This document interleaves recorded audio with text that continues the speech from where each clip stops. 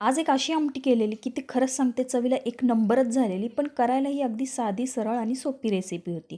तर ही आमटी आहे अख्खा मसूर, त्याला मोड आलेली आणि त्याच्याबरोबर हा बटाटाही घेतलेला.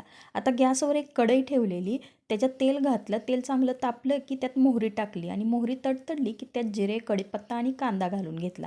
हे भाजून घेतलं आणि नंतर त्यात टोमॅटो टाकला. तो टोमॅटोही चांगला भाजून झाला की मग त्यात आपण केलेलं वाटण घातलं.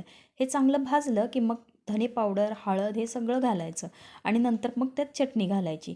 हे चांगलं भाजून घ्यायचं. थोडंसं पाणी घालायचं आणि नंतर ह्याला तेल सुटेपर्यंत हे भाजून घ्यायचं.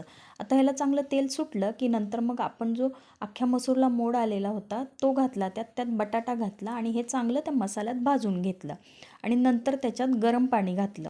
आता इथं गरम पाणीच घालायचं म्हणजे मग आमटीला चांगला कट येतो. आता चवीपुरतं मीठ घालायचं, किचन किंग मसाला घालायचा आणि नंतर ही आमटी उकळायला ठेवायची. ही आमटी चांगली उकळली की मग त्यात कोथिंबीर घालायची आणि ही आमटी शिजवायला ठेवायची. ही आमटी चांगली शिजली की नंतर मग गॅस बंद करायचा.